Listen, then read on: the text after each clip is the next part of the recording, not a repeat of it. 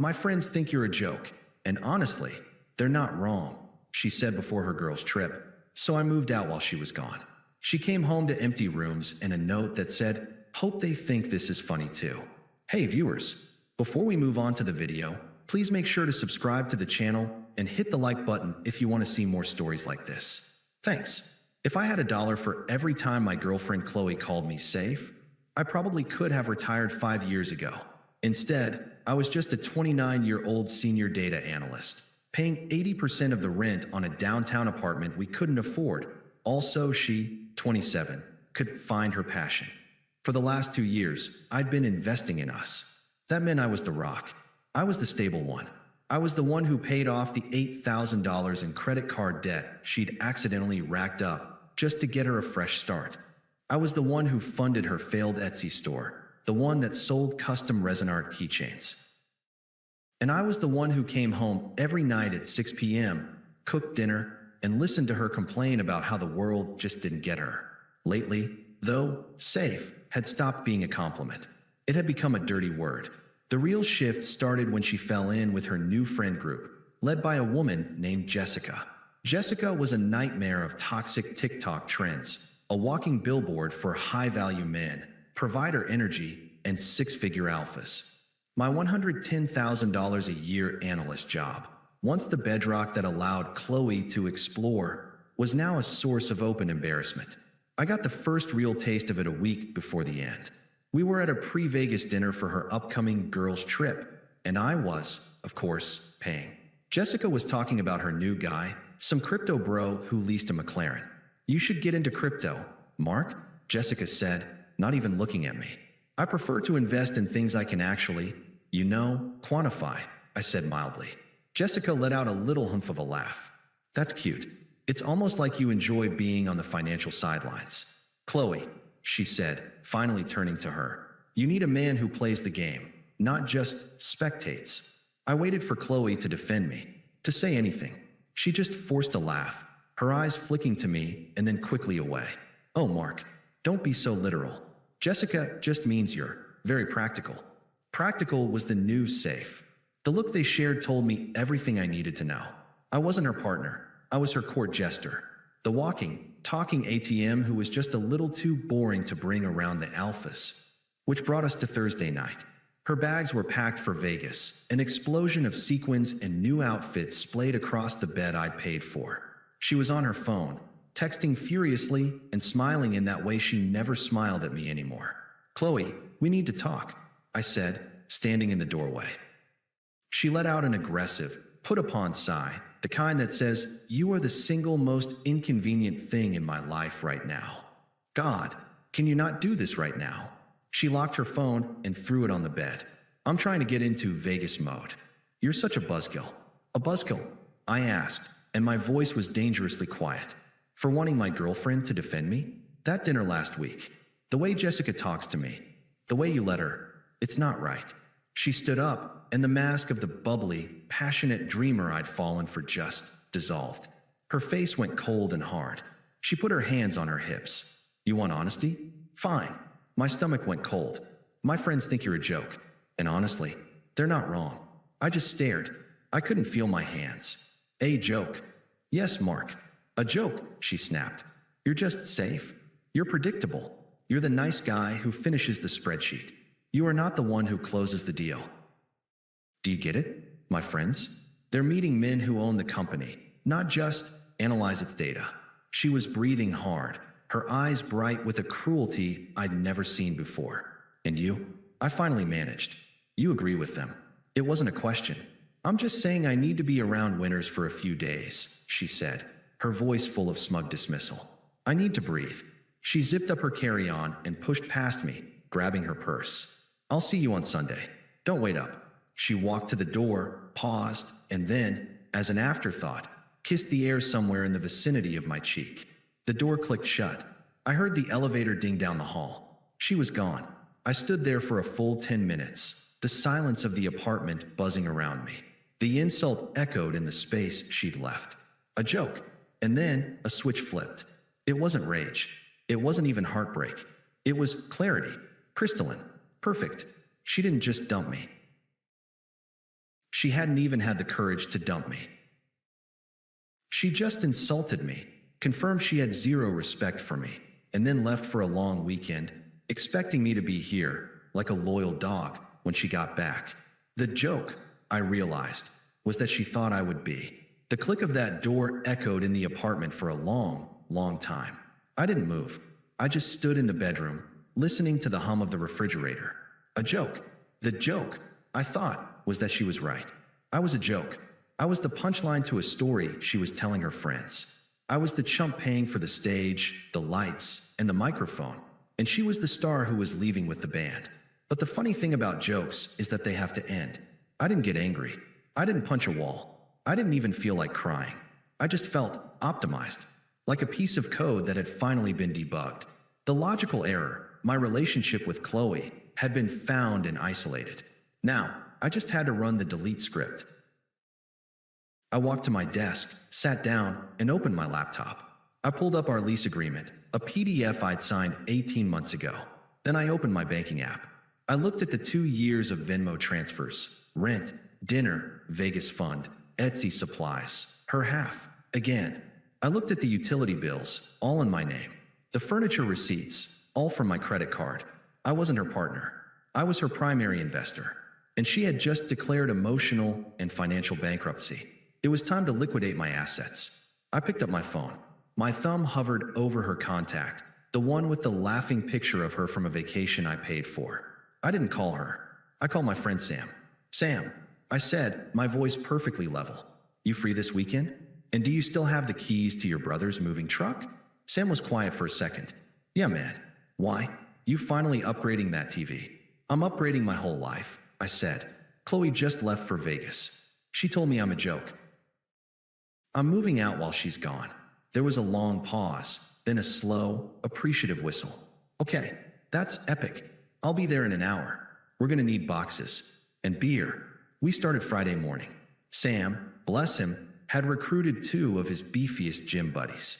While Qley was presumably nursing her first Vegas mimosa, we were a silent, efficient machine. We were meticulous. I took only what was mine.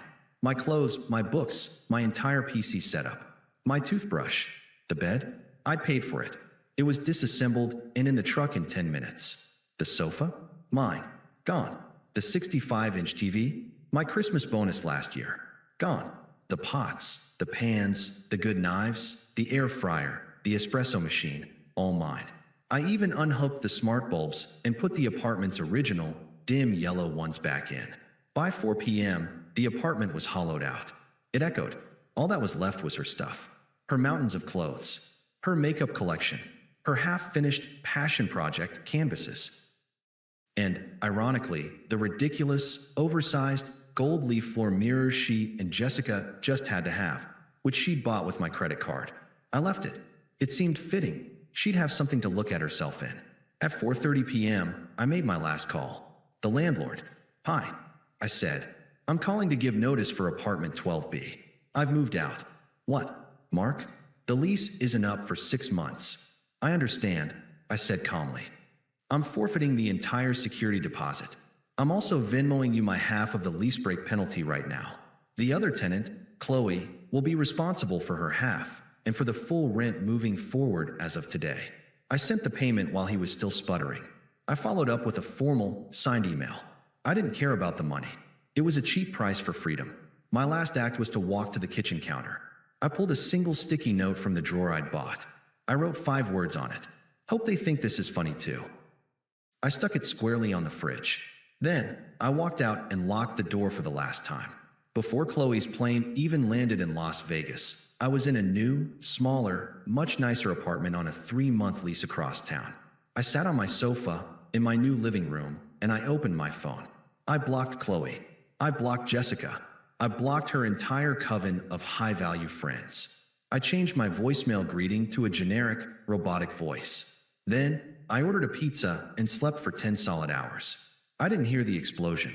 I just felt the shockwave, secondhand. Sam, who still had a few mutual, non-toxic friends in that orbit, got the play-by-play. Qley got back Sunday night, tan, hungover, and probably broke from whatever alpha bottle service table she'd been comping. She walked into the dark, empty apartment. Her first call, according to Sam, wasn't to me. It was to 911. She reported a robbery. Two very tired-looking cops showed up. They walked through the echoing rooms, saw her clothes and makeup piled in the bedroom, and then saw the single sticky note on the fridge. "Ma'am," one of them said, "looks like you had a bad breakup. This is a civil dispute." And then they left. The second wave hit Monday morning. The landlord, he informed her that, per her lease agreement, she was now solely responsible for the full $3,400 monthly rent. And, he added, "We still require the $1,700 lease break penalty from you. Your ex-partner already paid his share. We'll need that by the 1st, or we begin eviction proceedings." The third wave was the Vegas karma. Sam heard that the trip was a catastrophe. The high-value men Jessica had lined up were just a few club promoters who got them free entry, then stuck them with a $2,000 bar tab. Qley had come home broke, hungover, and expecting to land on her safe bet boyfriend. The ATM, however, was no longer in service. She couldn't reach me, so she started blowing up Sam's phone. He did me the solid of letting them go to voicemail, and then he played them for me over a beer. It was illuminating. Voicemail 1, Sunday, 11:30 p.m. Pure panic, Sam? Sam, where is he? Where's Mark? He's not answering his phone.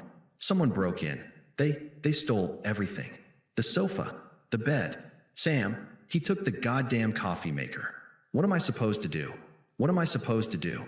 Voicemail 2, Monday, 2 p.m. Pure rage. You tell Mark.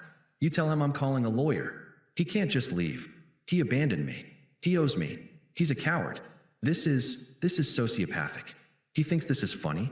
He's a joke. He's AA. She just screamed and hung up. Voicemail 3, Tuesday, 3:15 a.m. Pure desperation. Sniffling, voice thick with tears. Sam, please. I don't know who else to call. The landlord called. I can't pay the rent.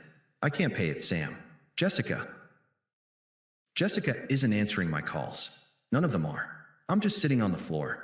I'm scared. I didn't mean it. I didn't mean what I said.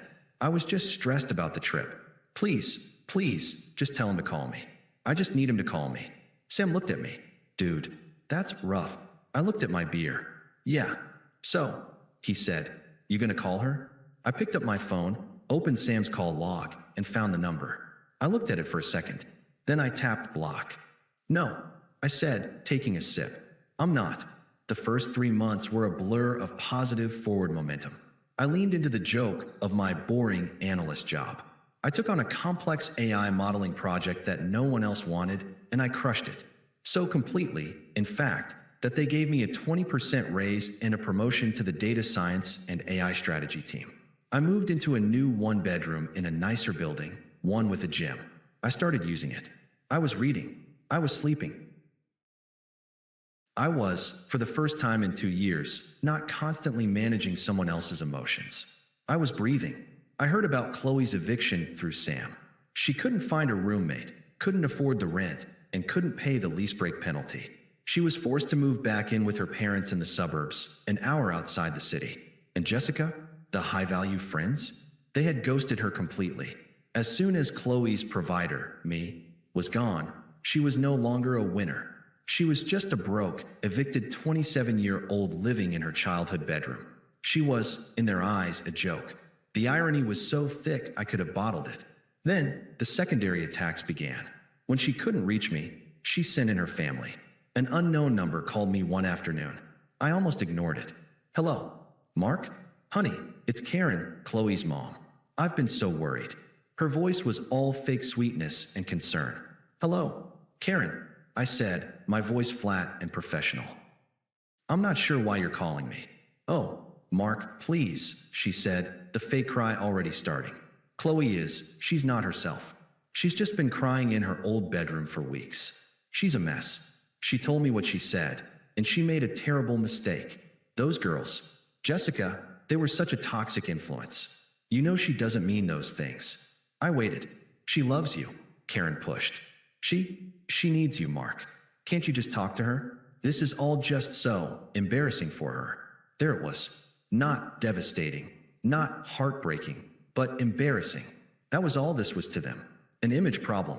Karen, I said, my voice cold. What Qley did was for her. What I did was for me. I have to go now? Please don't call this number again. I hung up and blocked the number. A week later, the final boss tried to log on. I got a message request on LinkedIn, of all places. It was from Jessica. Hey Mark, long time. Look, I know we didn't always see eye to eye. But I think what you did to Qley was really cruel. She's at rock bottom. She's lost everything. You made your point, okay? But you've destroyed her. As the bigger man, you should really reach out and help her get back on her feet. It's the least you can do after humiliating her. The hypocrisy was so profound it was almost impressive. I had humiliated her. I stared at the message. I thought about all the things I could say. Instead, I typed one word. No. Then I hit block. A full year passed. My life was unrecognizable. My new role was challenging and fulfilling. I was in the best shape of my life. And I had met someone. Her name was Anna, a brilliant and wickedly funny architect who thought my data nerd jokes were hilarious. She was kind, she was respectful, and she was my partner in every sense of the word. Which is why we were at the City Tech Gala, a massive black tie awards dinner. My AI-driven project had won a small industry award, and my company had a table. I was in a perfectly tailored tux, Anna at my side in a stunning deep blue dress. We were laughing, actually laughing, as she told me a story about a client who wanted a modern Tuscan/brutalist nightmare of a house. I'll be right back, I said, kissing her shoulder. Going to grab us more champagne. I made my way to the crowded bar, scanning the room. And that's when I saw her. The contrast was sickening. Qley was there. She wasn't a guest. She was a brand ambassador, a temp job. She was wearing a cheap-looking, too-tight red dress that was completely wrong for the event. Her face was gaunt, the Vegas tan long gone, replaced by a mask of caked-on makeup. She was forcing a smile while handing out tiny, branded samples of a new energy drink from a tray. Our eyes locked across the room. She looked like she'd seen a ghost. Her plastic smile dropped. She abandoned her tray on a nearby ledge and, to my horror, started pushing through the crowd toward me. She cornered me against the bar. Mark, oh my God, you look, wow, this tux. Her eyes were raking over me, wide with a kind of desperate hunger. Qley, I said. I nodded. My voice was polite, detached, like I was addressing a stranger who had just asked for directions. Mark, please. The words spilled out of her, fast and frantic. I'm so sorry. God, I was so stupid. I was an idiot. I was a child. Those friends, that whole life, it was all fake. It was all just a joke. You were the only real thing I ever had. I just looked at her. I didn't say, I'm sorry to hear that. I didn't say, that's awful. I didn't say anything. I have to get back to my table, I said, turning slightly. No, wait. She grabbed my arm, her fingers digging into the sleeve of my tux. The old entitlement flashed in her eyes. Please, I'm back at my mom's. I lost everything. I lost the apartment. Jessica and everyone, they're gone. Don't you see? I've learned my lesson. I'm in therapy. I've changed. We can change. We can be happy again. I didn't pull my arm away. I just looked down at her hand on my sleeve. I looked at it with such complete, cold indifference that she uncomfortably removed it, as if she'd touched something hot. So that's it? She demanded, and the desperation was turning sour, morphing into that familiar, angry cry. You destroyed my life and you're happy? You just get to walk away? I'm a joke to you now, is that it? I paused, and for the first time, I almost smiled. I leaned in, just slightly, my voice calm, factual, and final. You've got it all wrong, Qley, I said quietly. You're not a joke to me. A tiny, pathetic flicker of hope lit her eyes. You're not anything to me, I said. You're just the person who used to live in my old apartment. Her face crumpled. It was the look of someone who had just been erased. Hey, a warm, bright voice. Anna slid in beside me, radiant, and looped her arm through mine. I got us a table on the terrace. Is everything okay? My entire demeanor, my whole body, my face, it all changed. I turned to Anna and smiled, a real, warm smile. Everything is perfect, I said. I looked back at Qley, who was now staring at Anna like she was a creature from another planet. The upgrade was standing right in front of her, and the realization was a physical blow. I squeezed Anna's hand. Excuse us, I said to Qley, with the polite, empty indifference of a hotel clerk. Enjoy the rest of your shift. I put my hand on the small of Anna's back, and we walked away. I didn't look back once. I didn't need to. As we walked onto the terrace, the cool night air hit us, and I heard the faint sound of the event MC announcing the next award. And I realized, with a sudden, profound sense of peace, that I couldn't even remember what her joke about me was. It didn't matter. It wasn't my life anymore. Thanks for watching. Make sure to subscribe to the channel and hit the like button. What do you think about this story? Share it in the comments.